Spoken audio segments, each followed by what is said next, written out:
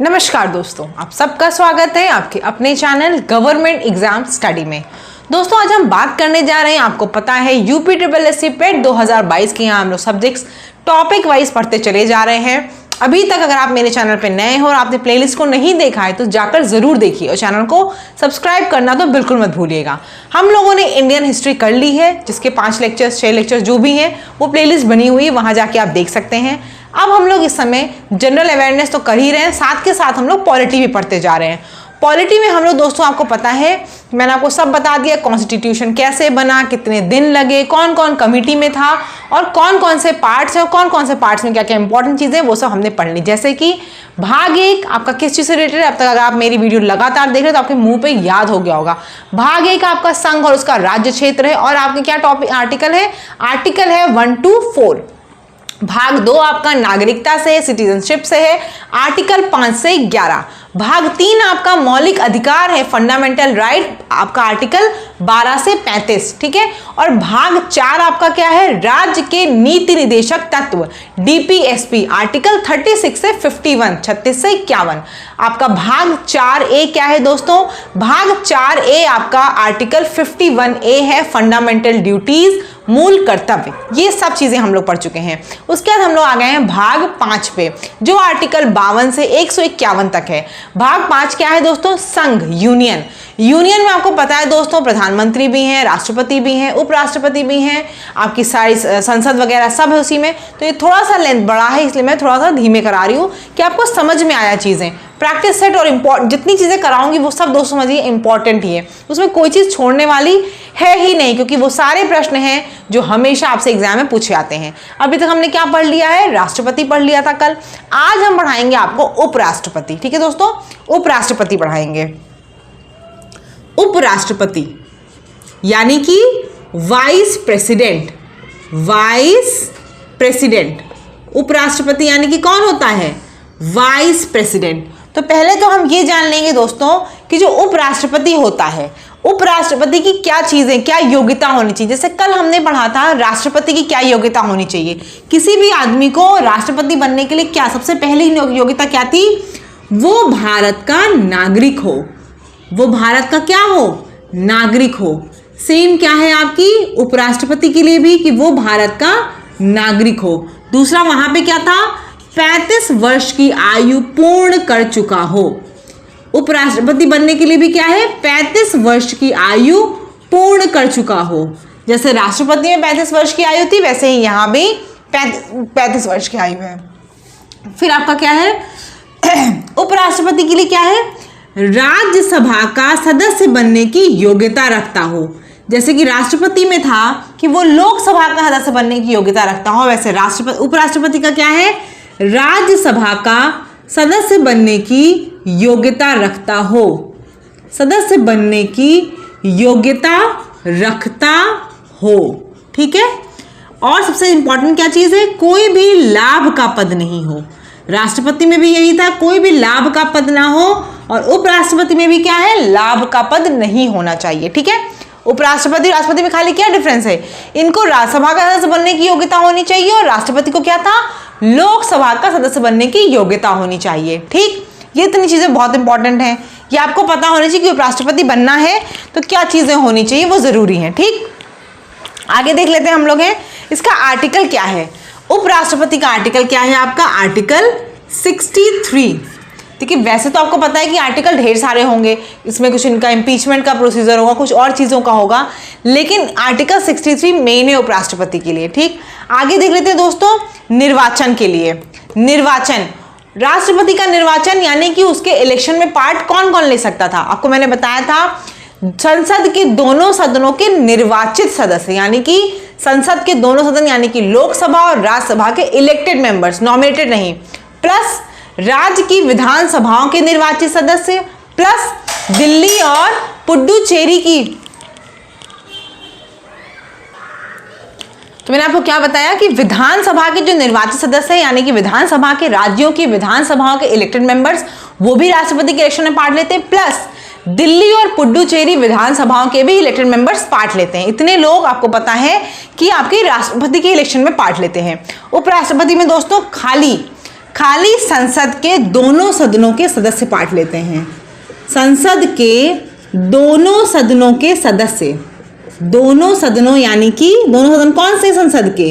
लोकसभा और आपकी राज्यसभा, इन दोनों के सदनों के सदस्य, सारे सदस्य पार्ट लेते हैं, चाहे वो नॉमिनेटेड हो, जैसे कि राज्यसभा में पता है आपको 12 जो होते हैं लोग राष्ट्रपति के द्वारा नॉमिनेट किए जाते हैं, उन सभी को भी प्लस इलेक्टेड मेंबर्स। तो सभी सदन, जो सदन दोनों के हैं उनके सभी सदस्य वो उपराष्ट्रपति के इलेक्शन में पार्ट लेते हैं। एकदम अच्छे दिमाग में बैठा लीजिएगा। राष्ट्रपति में कौन कौन लेता था? सिर्फ और सिर्फ संसद के दोनों सदनों के कौन लेते हैं? निर्वाचित सदस्य, इलेक्टेड मेंबर्स लेते हैं, प्लस राज्य की विधानसभाओं के भी इलेक्टेड मेंबर्स, और प्लस दिल्ली और पुडुचेरी विधानसभा, क्योंकि वो यूनियन टेरिटरी में है ना, उसके भी सदस्य जो हैं वो ही पार्ट लेते हैं। यहाँ पे खाली कौन लेता है? संसद के दोनों सदन के, लोकसभा और राज्यसभा के सभी सदस्य, चाहे वो निर्वाचित हो और चाहे वो नॉमिनेटेड हो यानी मनोनीत हो। ठीक है, अब हम लोग बात करते हैं कि इसका निर्वाचन कैसे होता है, चुनाव कैसे होता है। तो क्या आपने कभी उपराष्ट्रपति के इलेक्शन में वोट दिया है? बिल्कुल नहीं, आप तो सिर्फ प्रधानमंत्री को चुनते हैं। तो उपराष्ट्रपति और राष्ट्रपति का चुनाव कैसा होता है? दोनों का जो निर्वाचन होता है दोस्तों वो कैसा होता है? अप्रत्यक्ष होता है, यानी कि इनडायरेक्ट इलेक्शन होता है। जो इन लोगों का इलेक्शन होता है वो कैसा होता है? अप्रत्यक्ष होता है। ठीक है, अप्रत्यक्ष। अब देखिए, आपको डिटेल जानकारी की जरूरत नहीं कि कैसे होता है क्या है, क्योंकि वो सब यूपीएससी लेवल, पीसीएस लेवल का है। आपसे यहाँ ये नहीं पूछा जाएगा कि राष्ट्रपति को कैसे इलेक्ट करते हैं या फिर उपराष्ट्रपति को कैसे इलेक्शन होता है। बस आपको ये पता होना चाहिए कि इनडायरेक्ट होता है और कौन पार्ट लेता है, वो जरूरी चीजें आपके लिए। ठीक है, समझ में आगे इतनी चीजें मैं रब कर दे रही हूँ, आगे पढ़ते हैं हम लोग। देखिए, मैं आपको कंपैरिजन करके राष्ट्रपति से इसलिए बता दे रही हूँ कि कंफ्यूजन ना हो एग्जाम में। एग्जाम में अगर आपसे राष्ट्रपति पूछता है, उपराष्ट्रपति पूछता है, आपके दिमाग में एकदम क्लियर होना चाहिए कि भाई किसको पूछ रहा है, किसके कौन निर्वाचक गण है। ठीक है, आगे क्या रह रहा है? हाँ, पद कितने साल के लिए आप बताइए? राष्ट्रपति का इलेक्शन कितने साल के लिए होता है? 5 वर्षों के लिए। सेम वही उपराष्ट्रपति के लिए भी है, वो भी कितने वर्षों तक रह सकते हैं? 5 वर्षों तक रह सकते हैं। त्यागपत्र अब हम देखते हैं। त्यागपत्र, उपराष्ट्रपति अपना त्यागपत्र किसको देगा? पहले बताइए, राष्ट्रपति अपना त्यागपत्र किसको देता है? राष्ट्रपति अगर त्यागपत्र देना चाहेगा तो किसको देगा? बिल्कुल सही, उपराष्ट्रपति को। और उपराष्ट्रपति अपना त्यागपत्र किसको देगा? राष्ट्रपति को। उपराष्ट्रपति किसको देगा? राष्ट्रपति को अपना त्यागपत्र देगा। ठीक, राष्ट्रपति अपना त्यागपत्र उपराष्ट्रपति को देते हैं और उपराष्ट्रपति अपना त्यागपत्र राष्ट्रपति को देते हैं। ठीक है, तो एक तो उपराष्ट्रपति की सीट कैसे खाली हो सकती है? या तो वो त्यागपत्र दे दें, या तो क्या होता है, सबसे इंपॉर्टेंट बात बताना भूल गई, उपराष्ट्रपति जो होता है दोस्तों वो राज्यसभा का पदेन अध्यक्ष होता है। राज्यसभा का पदेन अध्यक्ष या फिर सभा क्या बोलते हैं, राष्ट्रसभा का सभापति जो होता है, पदेन अध्यक्ष होता है कौन? उपराष्ट्रपति। ठीक है, तो अगर राज्यसभा के मेंबर 14 दिन पहले पूर्व एक नोटिस दे दें, 14 दिन पूर्व एक नोटिस जारी कर दे और उसमें लोकसभा की भी सहमति मिल जाए तो उपराष्ट्रपति को अपने पद से हटना पड़ जाता है। ठीक है, आपसे देखिए 2-3 चीजें बता दूं, यहाँ फिर से रिपीट कर दे रही हूँ, थोड़ा सा तेज में पढ़ाती हूँ क्योंकि मुझे पता नहीं आप लोगों को, आप लोग कमेंट में कुछ कहते ही नहीं है। मैं बोलती भी हूँ कि आप लोगों को कुछ भी प्रॉब्लम हो रही है, पढ़ा रही हूँ उस वक्त समझ में नहीं आ रहा, लाइटिंग का कोई इशू कुछ भी है तो आप बताइए उस चीज को। पद देखिए, उपराष्ट्रपति कितने साल के लिए होता है? उपराष्ट्रपति का भी जो पद होता है वो 5 वर्षों के लिए होता है, राष्ट्रपति का भी 5 वर्षों के लिए। क्या किसको त्यागपत्र देगा? ये राष्ट्रपति को संबोधित करके अपना त्यागपत्र देगा। राज्यसभा का ये पदेन अध्यक्ष होता है, सभापति होता है। राज्यसभा का सभापति कौन होता है? उपराष्ट्रपति होता है। ठीक है, अगर राष्ट्रपति उपराष्ट्रपति को हटाना हो तो क्या करना होता है? 14 दिन पूर्व एक नोटिस, राज्यसभा के मेंबर 14 दिन पूर्व एक नोटिस देते हैं और उस नोटिस को लोकसभा की भी सहमति प्राप्त होनी चाहिए, तब उपराष्ट्रपति को अपने पद से हटाया जा सकता है। ठीक है, क्लियर हो रही है बात? समझ में आ रहा है कैसे हटाया जा सकता है? राज्यसभा से ही शुरू होगी। उपराष्ट्रपति की सारी चीजें दिमाग में बैठा लीजिए कि राज्यसभा से शुरू होंगी, सब चीजें उपराष्ट्रपति की राज्यसभा से होंगी। अब इंपॉर्टेंट चीज ये है, पहले राष्ट्रपति कौन थे? डॉक्टर राजेंद्र प्रसाद। पहले उपराष्ट्रपति कौन थे? डॉक्टर सर्वपल्ली राधाकृष्णन। पहला देखिए पता होना चाहिए और करंट आपको पता होना चाहिए। तो कौन थे? डॉक्टर सर्वपल्ली राधाकृष्णन। ये क्या थे आपके? ये आपके उपराष्ट्रपति थे पहले। ठीक है, पहले उपराष्ट्रपति डॉक्टर सर्वपल्ली राधाकृष्णन थे और मैंने क्या बताया, पहले राष्ट्रपति कौन थे? डॉक्टर राजेंद्र प्रसाद। ठीक, अब हम लोग चलिए इसके बाद नेक्स्ट बात करेंगे। आपातकालीन शक्तियों की, यानी कि इमरजेंसी प्रोविजन की। क्यों इसकी बात कर रहे हैं? वैसे तो ये अलग पार्ट में है, अलग भाग का है, अलग आर्टिकल है, लेकिन राष्ट्रपति के पास जो ये आपातकालीन शक्तियां हैं वो सब राष्ट्रपति के पास होती हैं। तो चूंकि मैंने राष्ट्रपति आपको पढ़ाया था तो मुझे लगा ये चीज यहीं पढ़ा दो, ज्यादा बेटर रहेगा। आपातकालीन शक्तियां, हेडिंग देख लीजिए आप लोग, आपातकालीन शक्तियां। आपातकालीन शक्तियां यानी कौन सी शक्तियां? Emergency provision. इमरजेंसी सुनते हैं ना, देश में इमरजेंसी लगी थी इस वक्त इंदिरा गांधी के टाइम पे, सुनते होंगे ना हमेशा, इमरजेंसी प्रोविजंस, इमरजेंसी प्रोविजंस। ठीक, सबसे पहले देखते हैं ये किससे डील करती हैं। तो ये आपकी भाग 18 की हैं। कौन से भाग की हैं? 18 की, पार्ट 18 की। इसका आर्टिकल कहाँ से कहाँ तक है? इसका आर्टिकल आपका 352 से 360 है। 352 से 360 आपका आर्टिकल किसका है? Emergency provision. ये आपातकालीन शक्तियां किस देश से ली गई हैं? तो ये आपकी जर्मनी से ली गई हैं। ठीक है, आपातकालीन शक्तियां आपकी जर्मनी से ली गई हैं। अब देखिए, क्योंकि सारी शक्तियां किसके पास है? सारी शक्तियां, इमरजेंसी की जो पावर होती है वो राष्ट्रपति के पास होती, इसीलिए हम यहाँ पे पढ़ रहे हैं। 3 हमारी मेन इमरजेंसी पावर है, उनको हम पढ़ते हैं। पहली है राष्ट्रीय आपात, यानी कि नेशनल इमरजेंसी। राष्ट्रीय आपात यानी कि नेशनल इमरजेंसी। नेशनल इमरजेंसी का आर्टिकल क्या है दोस्तों? 352। आर्टिकल 352 किसका है? राष्ट्रीय आपात या फिर नेशनल इमरजेंसी का होता है। ठीक है, इसमें क्या होता है देखिए दोस्तों, अगर युद्ध होता है, 3 टर्म में आपको बताऊंगी, इस 3 टर्म के अलावा चौथे टर्म पर राष्ट्रीय आपात नहीं लग सकता। युद्ध, बाह्य आक्रमण या फिर सशस्त्र विद्रोह। सशस्त्र विद्रोह, इन तीनों में से कोई भी चीज होती है अगर देश में, तो उस पोर्शन में, कुछ देश के भाग में या पूरे देश में इमरजेंसी लगाई जा सकती है। फिर समझा देती हूं, आपको समझ में आ रहा होगा। इमरजेंसी मतलब आपातकालीन शक्तियां, और ये आपातकालीन स्थिति में ही लगाई जाती है। अब कुछ बहुत बड़ा मैटर हो तभी लगा सकते हैं। तो आर्टिकल 352 के अंतर्गत नेशनल इमरजेंसी है, राष्ट्रीय आपातकालीन है, ये सब शक्तियां किसके पास बता रही हूँ? राष्ट्रपति के पास है। 3 चीजें, या तो युद्ध हो, या तो बाह्य आक्रमण हो, या फिर सशस्त्र विद्रोह हो। इन तीनों में से कोई भी चीज होगी या तीनों ही चीज हो तो क्या होता है, देश के कुछ हिस्सों में या फिर संपूर्ण देश में राष्ट्रीय आपात लगाया जा सकता है। ठीक है, एक सबसे इंपॉर्टेंट बात यहां बताना चाहूंगी, 44वां संविधान संशोधन 1978 है। 44वां 44th कॉन्स्टिट्यूशनल अमेंडमेंट, संविधान संशोधन 1978 के द्वारा क्या हुआ था? आंतरिक अशांति को हटाकर यहां पर सशस्त्र विद्रोह कर दिया गया है। क्या हटा के कर दिया गया है? सशस्त्र विद्रोह कर दिया गया है। पहले यहां पे क्या लिखा था? युद्ध, बाह्य आक्रमण या फिर आंतरिक अशांति। उसके बाद क्या हुआ, इसको चेंज करके 44th अमेंडमेंट 1978 में आंतरिक अशांति के स्थान पर क्या लिख दिया गया? सशस्त्र विद्रोह। अगर सशस्त्र विद्रोह होगा तभी इमरजेंसी लगाई जाएगी, आंतरिक अशांति पे नहीं लगाई जाएगी। ठीक, अब यहाँ पे कुछ चीजें जान जाते हैं। एक तो नेशनल इमरजेंसी अगर लगाई जाती है तो सारे जो आपके मौलिक अधिकार मैंने आपको बताए ना, वो सब क्या होते हैं? सब आपके सस्पेंडेड हो जाते हैं। सारे मौलिक अधिकार 20 और 21 को छोड़कर, आर्टिकल 20 और 21 को छोड़कर सारे मौलिक अधिकार आपके उस समय आपसे छीन लिए जाते हैं। ठीक है, राष्ट्रीय आपातकाल की बात कर रही हूं। ठीक, समझ में आ गया ये आपको? सबसे इंपॉर्टेंट में ये पूछा जाएगा, नेशनल इमरजेंसी, राष्ट्रीय आपातकाल किससे डील करता है? तो आर्टिकल 352 से। भाग 18 आपका आपातकालीन शक्तियों का है, और युद्ध, बाह्य आक्रमण, सशस्त्र विद्रोह लिखा हो तभी आपका, इन तीनों में से कोई चीज होगी तभी कुछ भाग में या पूरे देश में राष्ट्रीय आपात लगाया जा सकता है। और आर्टिकल ये 44 कॉन्स्टिट्यूशनल अमेंडमेंट, संविधान संशोधन 1978 के द्वारा क्या हुआ? आंतरिक अशांति के स्थान पर सशस्त्र विद्रोह कर दिया गया, और मौलिक अधिकार राष्ट्रीय आपात में आपके आर्टिकल 20 और 21 को छोड़कर बाकी सब आपसे छीन लिए जाते हैं, आपके पास नहीं होते हैं। आगे देख लेते हैं आर्टिकल 356। आर्टिकल 356 क्या है दोस्तों?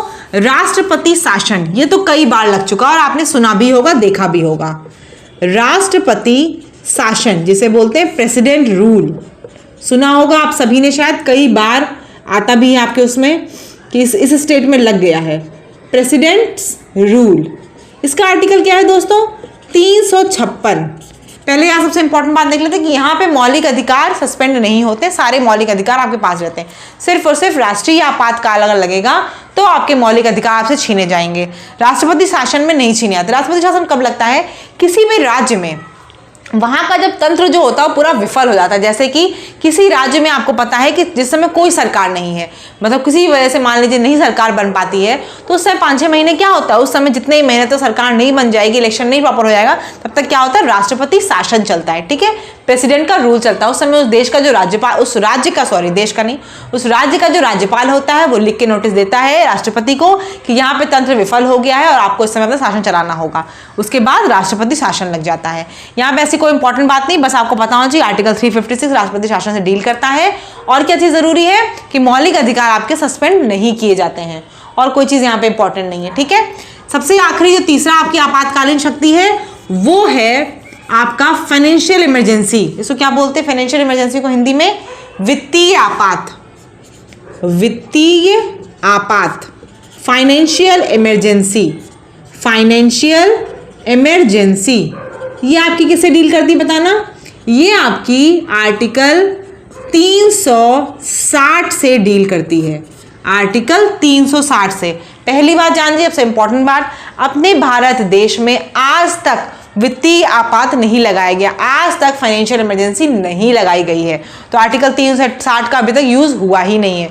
दूसरी इंपॉर्टेंट बात, इस समय भी क्या है, आपके मौलिक अधिकार आपसे नहीं छीने जाते हैं। ठीक है, सारे मौलिक अधिकार आपके पास ही रहते हैं। समझ में आ गई? 3 चीजें, 3 आर्टिकल में बताएं। 352 राष्ट्रीय आपात, 356 प्रेसिडेंट रूल आपका या फिर राष्ट्रपति शासन, और 360 आपका वित्तीय आपात है या फिर फाइनेंशियल इमरजेंसी है। समझ में आ गया होगा? कोई क्लियर, कोई डाउट तो प्लीज कमेंट में हमसे जरूर पूछ लीजिएगा।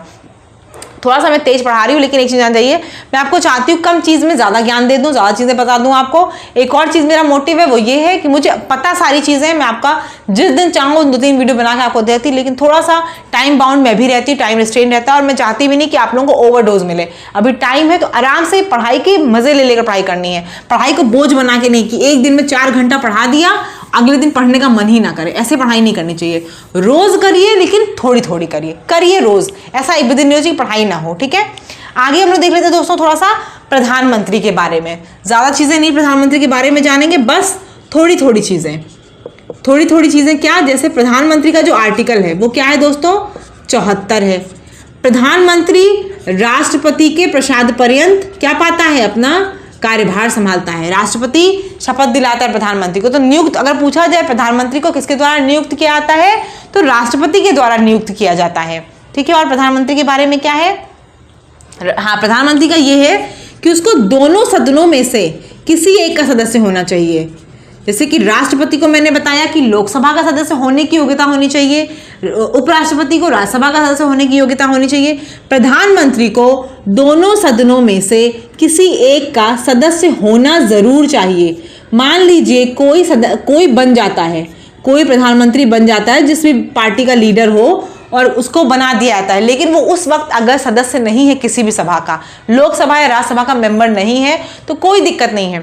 6 माह के भीतर उसको दोनों में से किसी एक सदन का सदस्य बन जाना चाहिए। अगर वो 6 माह के भीतर बन जाता है तो कोई दिक्कत नहीं, अगर नहीं बनता है तो उसको खुद ही इस्तीफा देना पड़ जाता है। ठीक है, तो प्रधानमंत्री को दोनों सदनों, लोकसभा या राज्यसभा में से किसी एक का सदस्य जरूर होना चाहिए। ठीक है, और कोई चीज यहाँ पे राष्ट्रपति के बारे में है? और कोई इंपॉर्टेंट चीज नहीं। हाँ, आपको ये बता दूं कुछ चीजें जैसे इंपॉर्टेंट क्या है कि प्रधानमंत्री एक तो कई चीजों का आपको पता अध्यक्ष होता है, जैसे कि नीति आयोग का है आपके, और भी आपके अंतर्राज्यीय परिषद हैं, उन सबका क्या है? प्रधानमंत्री अध्यक्ष होता है। और प्रधानमंत्री क्या करता है? प्रधानमंत्री ही राष्ट्रपति से सिफारिश करता है कि आपको इन लोगों को मंत्रिपरिषद में सम्मिलित करना है, यानी कि मंत्री के रूप में आपको ओथ दिलानी, शपथ दिलानी। ठीक है, तो वो सब कौन करता है? प्रधानमंत्री ही सिफारिश करता है राष्ट्रपति से। ठीक है, अब हम लोग बात करें थोड़ी सी है मंत्रिपरिषद की। सबसे इंपॉर्टेंट क्या है मंत्रिपरिषद के लिए? एक तो बताइए मंत्रिपरिषद क्या है? मंत्रिपरिषद सबसे इंपॉर्टेंट चीज है कि मंत्रिपरिषद मंत्रियों को मिला के बनती है। तो अगर आपसे पूछा जाए कि जो ये मंत्रिपरिषद होती है ये व्यक्तिगत रूप से किसके प्रति उत्तरदायी होती है, इंडिविजुअल रूप से किसके प्रति रिस्पॉन्सिबल होती है, तो ये व्यक्तिगत रूप से दोस्तों राष्ट्रपति के प्रति उत्तरदायी होती है। क्यों? व्यक्तिगत रूप से राष्ट्रपति के प्रति उत्तरदायी क्यों होती है? क्योंकि राष्ट्रपति ही इनको शपथ दिलाते हैं, राष्ट्रपति ही इनको मंत्री में बनाते हैं, ठीक है। तो व्यक्तिगत रूप से राष्ट्रपति के प्रति उत्तरदायी यानी कि इंडिविजुअली ये अगर रिस्पॉन्सिबल है तो टुवर्ड्स प्रेसिडेंट है, ठीक है। इंडिविजुअली ये रिस्पॉन्सिबल किसकी तरफ है? ये रिस्पॉन्सिबल है राष्ट्रपति की तरफ। अगर पूछा जाए सामूहिक रूप से, कलेक्टिवली ये किसके प्रति उत्तरदायी है, तो किसके प्रति होंगे? लोकसभा के प्रति। सामूहिक रूप से किसके रूप में है? सामूहिक रूप से लोकसभा के प्रति उत्तरदायी होते हैं, है ना। सामूहिक रूप से किसके लिए है? अगर सामूहिक रूप से मंत्रिपरिषद हट जाएगी तो क्या दिक्कत होगी? लोकसभा को। व्यक्तिगत रूप से राष्ट्रपति के प्रति उत्तरदायी है और सामूहिक रूप से लोकसभा के प्रति उत्तरदायी है मंत्रिपरिषद, ठीक। और कोई चीज रह रही है इसमें? नहीं। हम लोग उसका एक और बात कर ले, एक और आर्टिकल बहुत इंपॉर्टेंट है, वो भी आर्टिकल आपका 76। आर्टिकल 76 अगर आप प्रश्न में देखेंगे तो बहुत बार आया है, इसीलिए मैं आपको बता दे रही हूँ। 74 आर्टिकल के बाद 76 जरूर बताना था मुझे। आर्टिकल 76 आपका है महान्यायवादी। महान्यायवादी यानी कि attorney general of India. Attorney general of India, महान्यायवादी। ये क्या होता है? ये भारत का सर्वोच्च विधि अधिकारी है। कौन है ये? भारत का सर्वोच्च विधि अधिकारी है। सर्वोच्च कौन है ये? विधि अधिकारी है। Attorney general of India Bharat का सर्वोच्च विधि अधिकारी है। और कोई चीज, हाँ, इसकी जो योग्यता होती है महान्यायवादी की वो सेम होती है जो सुप्रीम कोर्ट के यानी कि उच्चतम न्यायालय के न्यायाधीश की होती है। वही सेम योग्यता अटॉर्नी जनरल ऑफ इंडिया या महान्यायवादी की होती है। एक इंपॉर्टेंट चीज यहाँ पे आपको और बताना चाहूंगी, इनका आर्टिकल तो रट ही लीजिएगा, बहुत बार प्रश्न में आया हुआ है, दिमाग से बिल्कुल मत भूलिएगा। एक इंपॉर्टेंट चीज ये है कि महान्यायवादी जो होता है ये संसद की किसी भी बैठक में पार्ट ले सकता है, चाहे तो राज्यसभा हो या लोकसभा हो, किसी बैठक में पार्ट ले सकता है। कोई समिति जिसका वो मेंबर है वहां भी वो पार्ट ले सकता है। बस सबसे इंपॉर्टेंट चीज जो है वो क्या है? संसद में किसी बात पे वोट नहीं दे सकता, ठीक। तो अगर आपसे प्रश्न ये बहुत बार आ चुका है इसलिए बता रही हूं, ये पूछा जाए ऐसा कौन सा आदमी है जो संसद के दोनों सदनों में सदस्य में भाग तो ले सकता है, संसद की दोनों सदनों की बैठकों में भाग तो ले सकता है, परंतु उसे मत देने या फिर वोट देने का अधिकार नहीं है। तो कौन है वो? महान्यायवादी अटॉर्नी जनरल ऑफ इंडिया जो होता है संसद की दोनों सदनों में बैठ सकता है, बात सुन सकता है, बहस कर सकता है, सब कर सकता है, लेकिन वोट नहीं देगा। ऐसा आपको पता ना, हर चीज के लिए वोट पड़ता है, वोट में वो पार्ट नहीं ले सकता है, ठीक है दोस्तों। आज के लिए इतना काफी है, आप लोग इसको जरूर पढ़िएगा। जो भी क्वेरी हो कमेंट सेक्शन में हमसे पूछिएगा। अब इसमें 2-3 चीजें और है, मैं इसको अभी नहीं पढ़ा रही क्योंकि लंबा हो जाएगा और वो अलग चीज है, उसमें थोड़ा टाइम लगेगा। अब हम लोग कल जो पढ़ेंगे वो पढ़ेंगे राज्यसभा आर्टिकल 80, लोकसभा आर्टिकल 81 और थोड़ा बहुत पार्लियामेंट की चीजें जैसे 0R क्या है, जो और इंपॉर्टेंट चीजें हैं वो थोड़ी बहुत समितियां वगैरह वो पढ़ के कल संसद खत्म कर देंगे। फिर एक लेक्चर और लगेगा, हमारा पॉलिटी फिनिश हो जाएगा, ठीक। प्रैक्टिस सेट जब करवाऊंगी बिल्कुल परेशान मत हो, जो टॉपिक छूट जाएंगे मैं PDF दूंगी और प्रैक्टिस सेट कराऊंगी, सब कंप्लीट हो जाएगा, एकदम परेशान मत होइएगा, ठीक है। चैनल पर नए हो सब्सक्राइब जरूर कर लीजिएगा और ज़्यादा से ज़्यादा अपने फ्रेंड्स को शेयर करिए। मैं इतनी मेहनत करके आपको पढ़ाती हूँ तो मैं चाहती हूँ ये चीज़ें ज़्यादा लोगों को पहुँचे और फ्री की है, कोई चीज़ पैसे लगनी ना, आप उसे अपना नेट चलाते ही रहते हैं, आप लोग दिन भर कुछ ना कुछ देखते ही हैं। ये वीडियो देख लीजिए, आपको हेल्प मिलेगी इससे एग्जाम्स में, ठीक है। चलिए, धन्यवाद।